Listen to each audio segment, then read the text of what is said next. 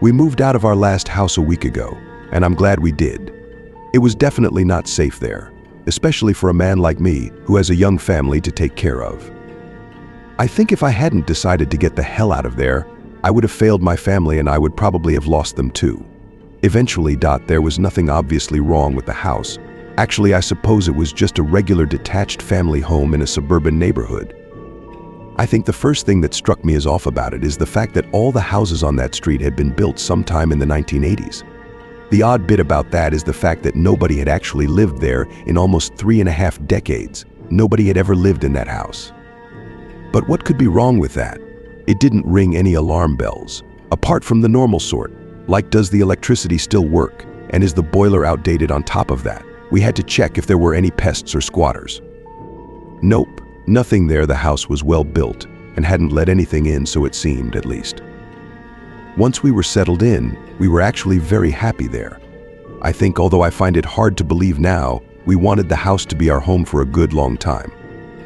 Bizarrely, it just felt so perfect and right when actually there was something very deeply, inherently wrong about the place. The tension began on one typical gray London morning. My wife was going to drop off our 4-year-old boy at school, which usually takes about half an hour. It was the oddest thing. As soon as she shut the door behind her and I was alone, I became aware of a feeling that I hadn't felt before. You could describe it as a feeling of being watched, but I think it was something else, a feeling of tension and discomfort arising from, well, nothing. Nothing at all happened. No creaks, no bumps, and no whispers. I had the heating on. It was December and was listening to classic FM on the radio. On first inspection, it appeared to be a comfortable, peaceful environment ideal for sitting down and getting on with my work. But it wasn't. I felt sort of agitated. I supposed it was just down to this being a new house that I had only slept in for a few nights, and I got on with my work. Except I didn't. I couldn't settle down and concentrate.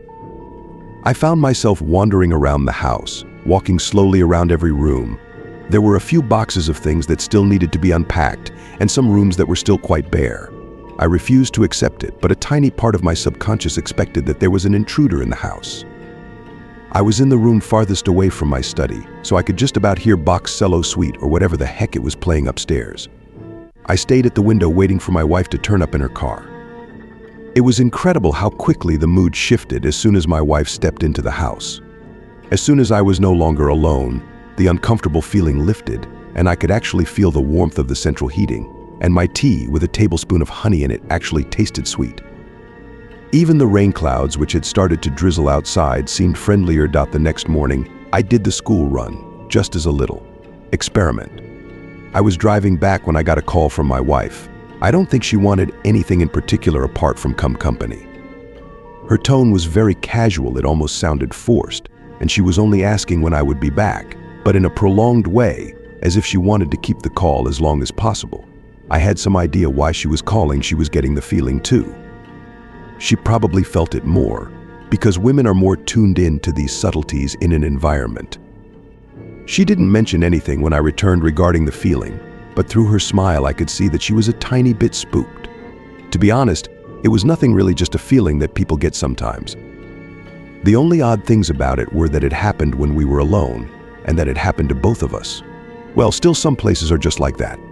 A house that hasn't been lived in for decades might take time to warm to its new owners, I guess.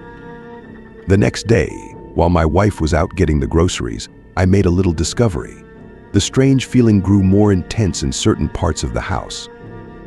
In the upstairs bathroom, it was particularly strong, and there was a corridor that connected the dining room and living room where it was also quite noticeable. The thing about these places is that they were the only parts of the house with mirrors in them. With time, I came to hate those parts of the house and those mirrors. Nothing new happened for about a week.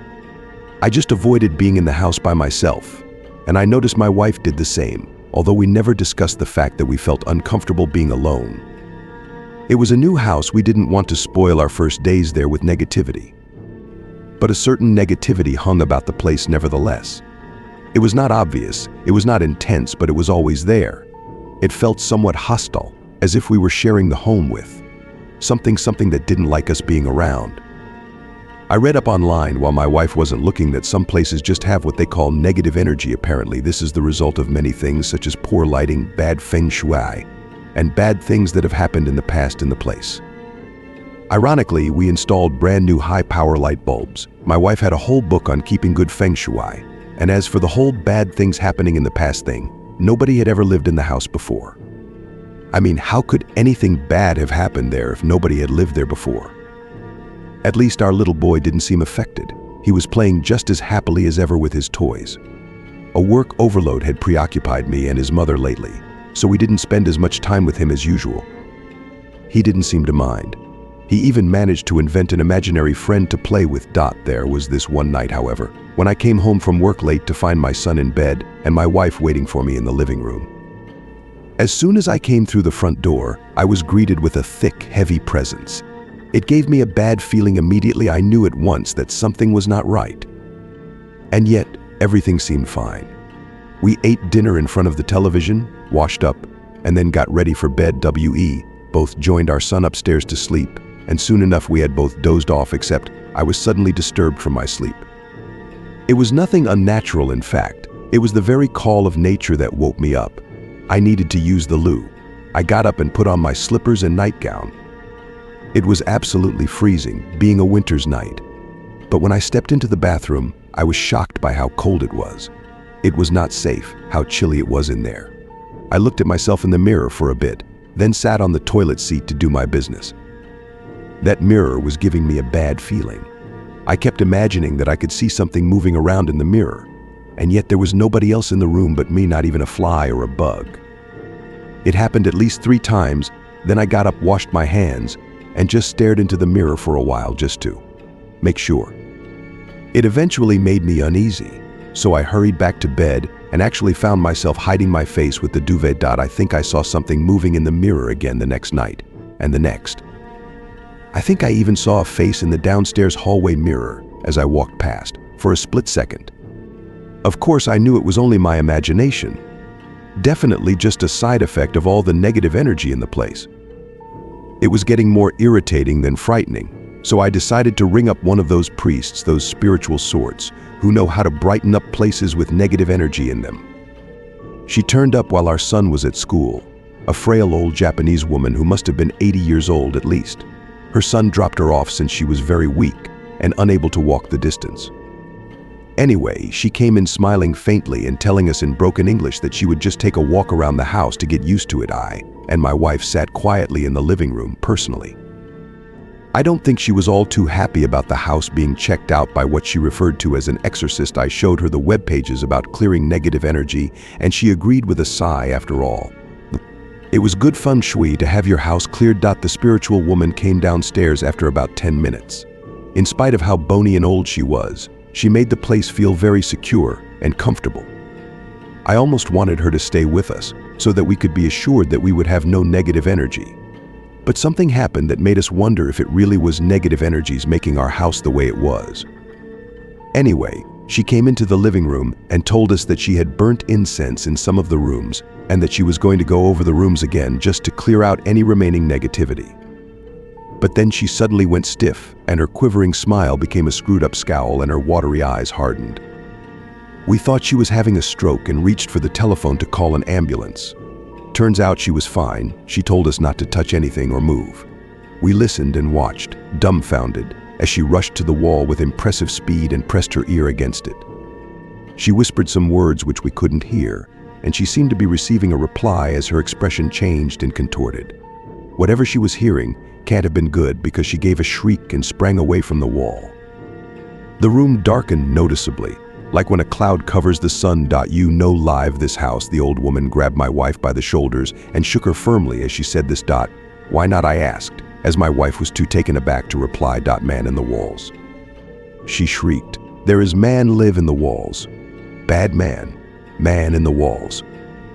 The old woman hurried through the hallway and, without even putting her shoes on, stepped outside the house and urged us to come out with her. She called her son to pick her up on a little Nokia phone and refused to step back inside, even though she needed to sit down because of her frailty. I brought a chair outside for her and brought her shoes out too. We waited with her outside, and I can swear that when I went inside to fetch the chair, I was not the only one in that house. I cursed the old woman for making me so nervous. I was hearing whispers all over the house now. Her son picked her up, and when he saw her in a nervous state, he gave me and my wife an unfriendly look before driving away. That had gone badly. We would have got mad at each other had it not been for what the old woman had said. A man in the walls, it was chilling to hear that, and the look of terror on the old woman's face convinced us that she was serious. But being modern cosmopolitans, we just agreed after some conversation that she was doing that to frighten us, or that she was just old and batty. We didn't want to believe her bullshit. But the phrase stuck with me. Man in the walls. I even admit I put my ear to the wall to see if I would hear anything. Nothing. We were more uneasy now than we had been before the spiritual had come. The tension gathered all day until at bedtime, and the house felt unnaturally dark. As I was slipping into bed, relieved that the day was over, a cry from my wife got me out of bed. She rushed into the bedroom with a look of utter horror on her face. And sometimes, only sometimes, when I am alone at home and it is quiet, I press my ear to the wall and listen carefully. Then I look into my mirror for a while, just to make sure there isn't anything else in there. Perhaps you should give it a go too. After all, some houses are strange and some houses have been there for a very long time. With enough time, I think things come into existence in empty places that shouldn't be allowed to exist. You may find that those walls that protect you from the elements every day are in fact home to something that you might need protection from. And as for mirrors, I guess they are like doors into the wall. They show you not only what's behind you, but what's behind them. Trust me, if you see any strange faces in the mirror, there's a possibility there could be something in your walls. Afraid? My advice, just brush your teeth quickly.